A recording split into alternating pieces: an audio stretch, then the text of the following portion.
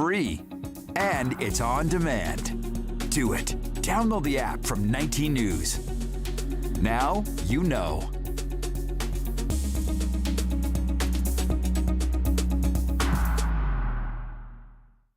Escanaba reporter Lily Simmons on WZMQ 19 News. Live from the UP, this is WZMQ 19 News at 6.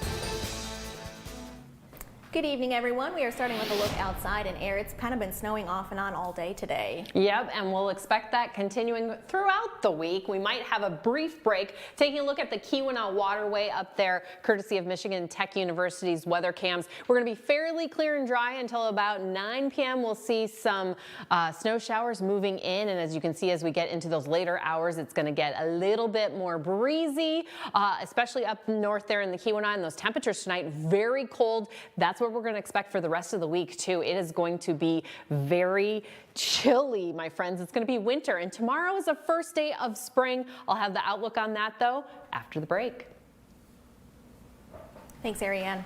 Developing now, a woman is facing a vehicular homicide charge in the death of a man in Marinette last July. 25-year-old Alexis Clark was arrested and charged with hit and run resulting in death and homicide by vehicle, use of controlled substance. Clark is accused of fatally hitting 48-year-old David Fournier, who was riding a bike on the US 41 interstate bridge between Marinette and Menominee on July 15th of 2023.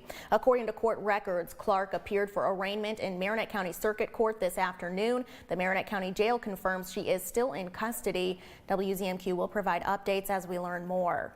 The Marquette County Sheriff's Office has identified the victim in a fatal car fire in Marquette Township Friday night. It happened just before 10 p.m. on County Road 492 near Everly Way. The Sheriff's Office believes 23-year-old Alex Duquette, the lone occupant, is the man who died. A positive identification is still pending a DNA analysis due to the extensive injuries and fire. The Sheriff's Office says an investigation revealed the vehicle was traveling at a high speed when it left the roadway and struck a line of trees, causing the vehicle to catch on fire. Excessive speed is believed to be a factor in this crash, which remains under investigation. As 3 Delta County commissioners face a recall election in May, their challengers are campaigning to fill their seats. In District 3, Myra Crosdell is running against Commissioner Bob Barron. On Saturday, she held an event at the Ford River Lions Club to meet with voters and answer some questions about her campaign. If elected, Crosdell says she would bring transparency to the County Board of Commissioners. The ethical part of it is missing. What is important for me is just to let my district and Delta County have a voice. It is not just my personal opinion, it is the people of Delta County.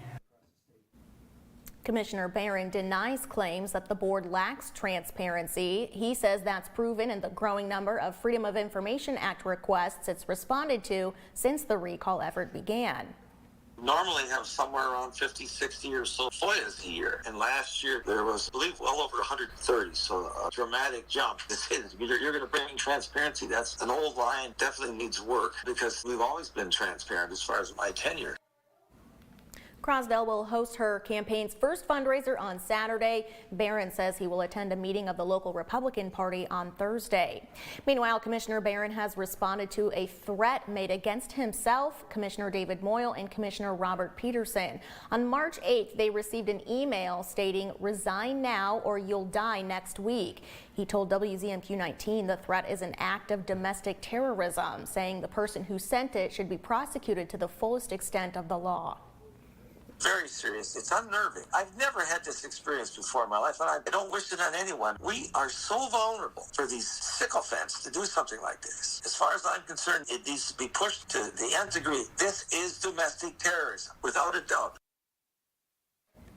Barron also said the situation is, quote, directly attributable to attacks he says the board has faced since the recall effort began.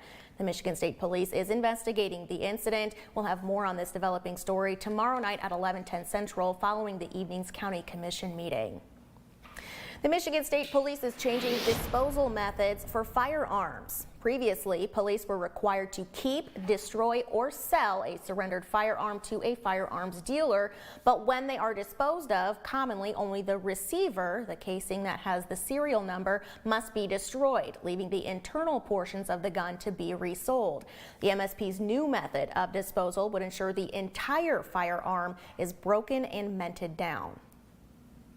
I'm sure that a lot of these parts are used by gun collectors who have a gun, they're trying to fix it, the gun's part's no longer around, but you can get a 3D printer and you can print up that receiver in no time, buy the rest of the guts on the gun, and there you go. You've got a totally unregistered, illegal gun. Coming up tonight at 11:10 Central, we'll have more from advocates on why they believe this switch could save lives. Today, the Supreme Court heard two major cases having to do with the First Amendment and free speech. One of them, Murphy v. Missouri, could set the course on the government's communication with social media platforms. Our Washington, D.C. correspondent Brendan Scanlon is live with details on this case. Brendan, good evening.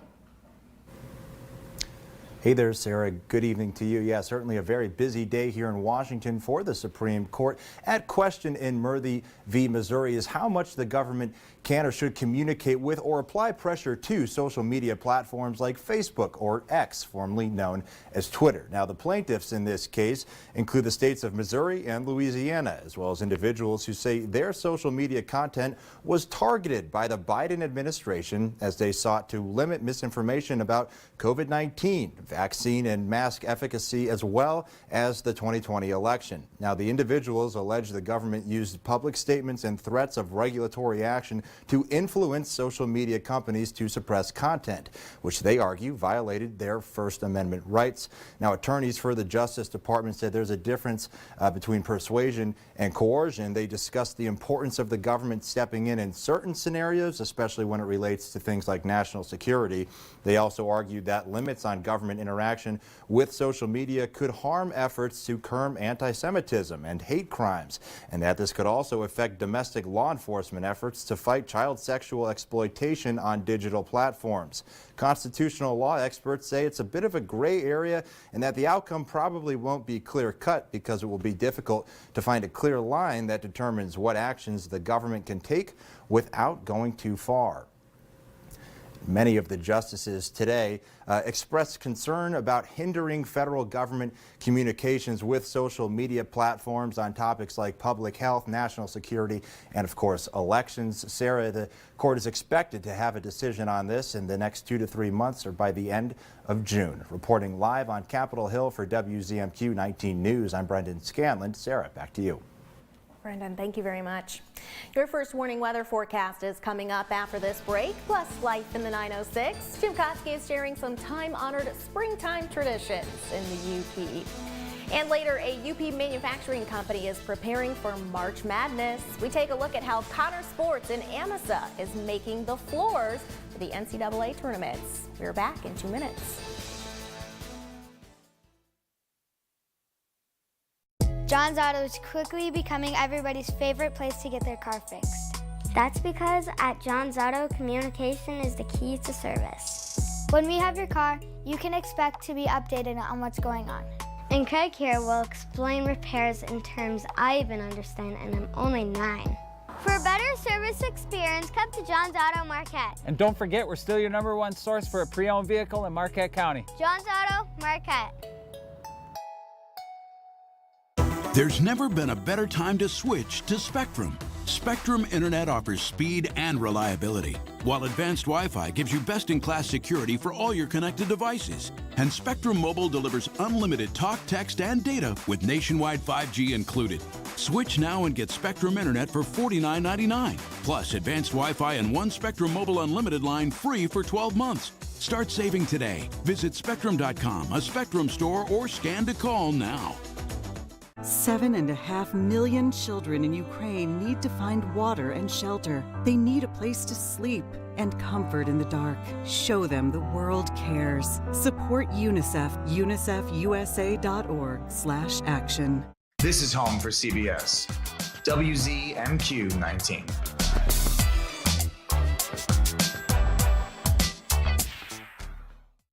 Tonight's weather is brought to you by Shunk Furniture. It's spring cleaning at Shunk's. We're clearing out quality name brand furniture at big discounts, 30 to 50% off. Like Smith Brothers, Flex Steel, and Lazy Boy. These Lazy Boy Chase chairs with storage are 50% off. Get 40% off this 3-piece group by Flex Steel. And 50% off this leather sectional. We have to make room. And get 42% off this premium slipcover sofa. This is a store-wide event. And we're clearing out Amish dining room too. Save 47% on this solid oak 5-piece group. Shop Shunk's at Marquette today. Now, WZMQ 19 News First Warning Weather with Ariane Stasic. It's here in time for the final day of winter. This blue blob is heading our way. We're going to have some snow showers, maybe some bursts this evening for the Keweenaw and even along that Wisconsin border as we take a look at current conditions with the radar. We're sitting pretty dry at the moment, but like I showed you earlier on, we will see that activity increase later on this evening in those later hours. We also have gale warnings for Lake Superior. We could have waves up to 16 feet, 45 knots for the gales or gusts, excuse me, northwest winds taking over, and it's going to be breezy for the next couple of days and windy. Tonight, though, we'll be in that 20-degree range, cloudy conditions. Tomorrow evening, although the aurora is going to be likely closer to us, we're expecting some cloud coverage as well. So light snow into our Tuesday, breezy conditions, those temps 35 to 45. Wednesday, though, look at this, 15 to 30. It is definitely going to be bundle up day as those winds are going to be very gusty, and we've got lake effect snow showers. This evening, we could see anywhere from half an inch for the majority of the UP to maybe a fluffy inch again for the Keweenaw and along that Wisconsin border. Here's a look at the winds that are pushing everything around. We could have some southwest winds later on this evening, but those northwest winds taking over. We've got a very spicy map along that northwest coast. We could be about 32 here in Marquette by 2 p.m. and then again, breezy conditions. Ooh, I like this one. There's hot pink in here, about 39 miles an hour for Munising. I don't like the fast winds, but I do like these colors. And then we'll slow down a little bit that Wednesday evening. Thursday, we should be fairly calm at the moment, maybe back to normal gusts of 20, 25. The last 24 hours, Mount Arvon, you're the big winners with 12 inches of snow, and coming in second, Herman with 11 inches. We'll see those numbers increase, though, a little bit here over the next 24 hours, of course. But we don't have any winter weather warnings as far as that's concerned. Munising with about 3 inches. Ironwood, of course, with 3 inches. They saw a lot of snow this past weekend. Let's take a look at what we're expecting tomorrow evening by maybe half an inch here in Marquette, maybe a little bit more, and then Munising and Newberry seeing a lot more action than the rest of us. But again, that northwest coast getting anywhere from 1.5 to 2 inches of snow even into our Thursday morning. So just keep an eye out there because we are expecting blustery winds, and it is also Severe Weather Awareness Week here all week. And coming up on Wednesday, heads up 1 p.m. Eastern time, we have a tornado drill. So things to keep in mind if you want to practice at home, get in. If you're outside, get inside, practice this with your kids, get down, get under something, and then cover up, use blankets, whatever is around to make sure that you are protecting yourself from stuff that's blowing around, even though we're just practicing. But we do sometimes get tornadoes here in the Upper Peninsula. Okay, we are gusty for our first day of spring tomorrow with some snow showers. Thanks, Eric. The UP's March Madness headquarters, Connor Sports, is gearing up the official courts for this year's NCAA Final Four tournaments. For nearly 2 decades, the Zero Waste Company has supplied the official courts for the tournaments, harvesting trees within a 100-mile radius of the mill in Amasa. The finished courts are set for the men's Final Four in Phoenix, the women's tournament in Cleveland, and the Midwest Regionals in Detroit. Coming up tonight at 11:10 Central, we'll take a closer look at just how those floors are made.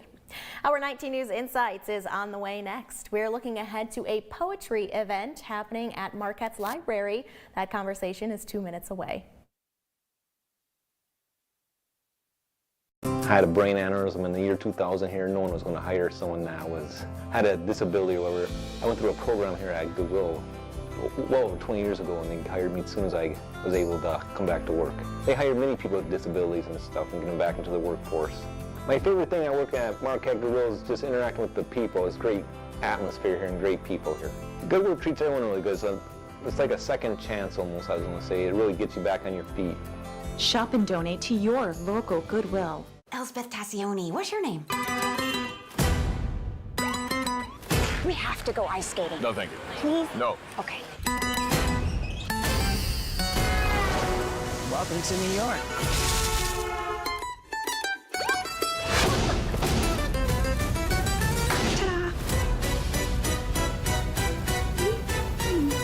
I love when all the pieces come together. Elsbeth, back-to-back new episodes Thursday, April 4th on CBS. So I've been with BCMH 20 years. We take care of our community. I feel like I am leaving my patients in very good hands. We've expanded in some really good ways. Now we have urology here. We have a new practice in cardiology. In my career, the hospital has changed. Medicine has changed. At the end of the day, it's always been our family caring for yours.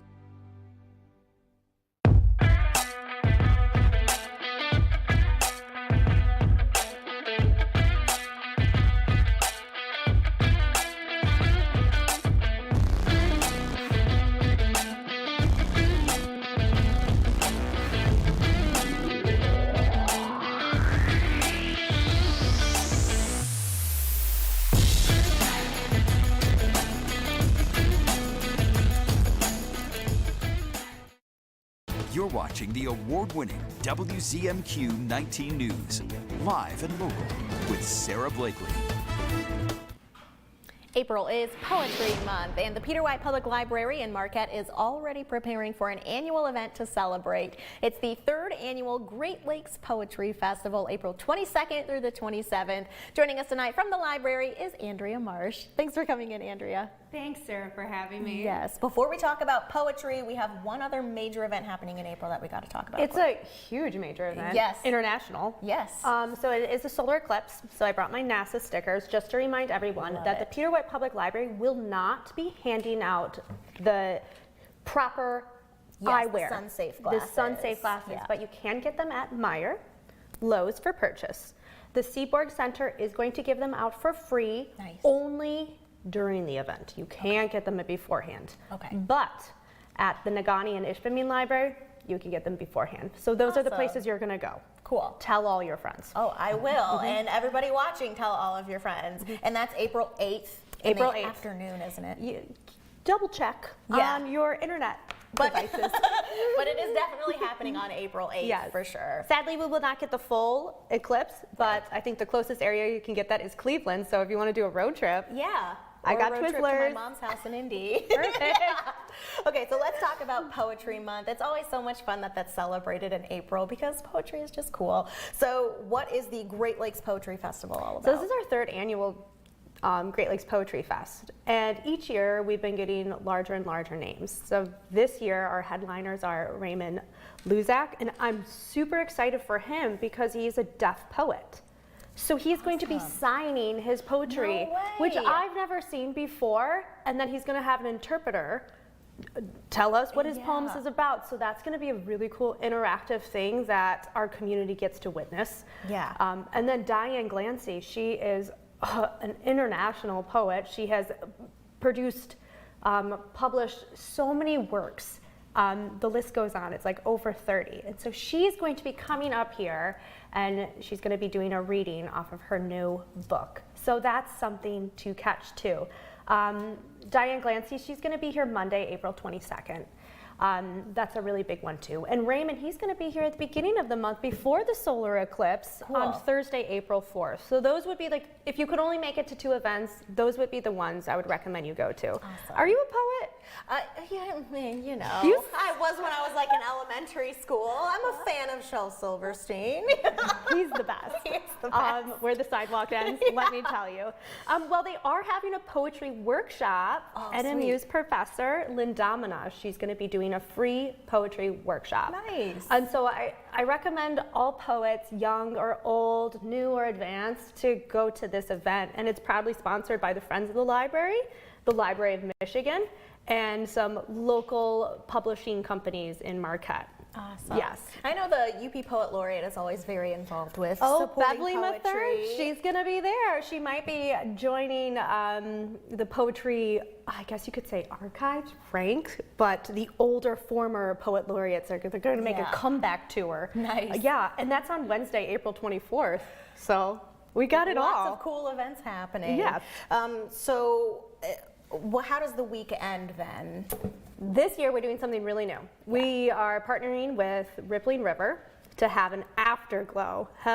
Rippling River is really cool. It's an underrated scene in Marquette. Yes. So there will be music, there will be poetry, and there's going to be lots of laughs and maybe some bubbly drinks. So what's the best way to share poetry if you can enjoy a bubbly drink, right? Exactly. Yes, and then our kickoff, that's offsite as well. That's at Provisions Marquette, and that kicks off on Sunday, April 21st. So you can get your coffee and gelato to start the week, enjoy poetry throughout the week, and then end with some bubblies and music at Rippling River. That's not too shabby. It's not. Yeah. Where do people go to get all the details? That's the best part. There is so much going on within that week. So just go to our website, www.pwl.info, and under our news and events tab, there's a special little tab that says special events, and you'll find the complete itinerary for the Great Lakes Poetry Festival there. Perfect. Cool. Andrea, thanks for coming in. I love coming in. Thanks for having me. I love when you come in. I love it. Alrighty. Still ahead tonight, life in the 906. Jim doesn't care that it's snowing today. He is ready for spring, and he's here to talk all about it, and we will hear from him right after this break. Shop our huge selection of Amish-crafted dining room sets at Kirkish Furniture in Houghton. Browse our large in-stock collection and customize with a special order. With 1-year no-interest financing available, plus free delivery. Shop Kirkish Furniture today. The FBI's are back. Is there going to be another attack? I was trying to find the guy who tried to kill my team. This hack could be one guy at a laptop. We can't wait any longer. Breach. We're already in danger. This guy is wanted for murder. CBS Tuesday is FBI night. Hopefully they don't send us the bill for that. New episodes Tuesday at 8/7 Central on CBS and streaming on Paramount Plus. Pictionary. Handyman. Handyman, correct. Pencil us in. This is a terrible hand, and this is just a stick figure, but it doesn't matter. It got the job done. Every weekday. Weekdays at 9 on WZMQ CBS. Watching Andy Griffith has one result. Makes you feel good, don't it? Kind of a warm feeling right in the middle of your stomach, your head 2 or 3 feet above your shoulders. You know why you're feeling that way, don't you, boy? 'Cause I'm pooped. The Andy Griffith Show, weeknights at 8 on MeTV 19.1. Sophia Murphy reports at 6 and 11 on WZMQ 19 News. Direct. Don't you ever look up at the sky and roll your eyes. You hear me? Yes. Yeah, good. Realistic. I will maybe have a tendency to spend too much and won't be able to pay your rent. That's the problem. He holds the line. I resent it, and I resent you for doing it. Powerful. I don't know where you've been, but you're going to respect this courtroom. I'm going to throw you out real quick. Mathis Court is in session. Weekdays on WZMQ CBS. Amy Doyle reports at 6 and 11 on WZMQ 19 News. Let's reflect on our life in the 906. And Jim, we should have known that we would get a St. Patrick's Day snowstorm. But regardless, I think a lot of us are ready for spring. Yeah, I think we are too. And you know, even though it's felt like spring outside since when? Thanksgiving? Tomorrow is the actual first day of spring.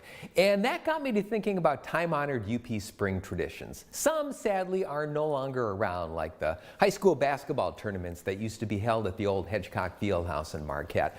Others are just hanging on by the skin of their teeth, like the Smelt Run. But thankfully, we have one UP spring tradition that might be stronger than ever, and that would be the return of our snowbirds. Every winter, it seems like half the UP's population picks up and moves to Michigan's third peninsula, Florida, where they enjoy the sun and call their kids to complain every time the temperature dips below 60. And the beginning of spring, mid-March, usually starts their annual migration back north, where they will then spend the summer reigning over all they see. In that respect, they're kind of like Canadian geese, but with RVs instead of wings. Over the next 2 months, the UP will start filling up again with a big chunk of our 65-plus population, where they'll be greeted with lots of hugs, many people commenting on their tans, and, if tradition holds, at least one snowstorm that will make them reconsider whether or not they should have stayed in Florida a few weeks longer. Those of us who live in the UP year-round may look on this whole cycle with a little bemusement, but snowbirds take their snowbirding seriously. In fact, if you ever want to make a special older person in your life happy, ask them where they go for the winter. You can then sit back and listen as they tell you everything you ever wanted to know, and probably a lot more, about their favorite spot down south. And for a few bonus points, ask them which of their UP friends winter nearby, because trust me, where one Upper snowbird goes, many more are bound to follow.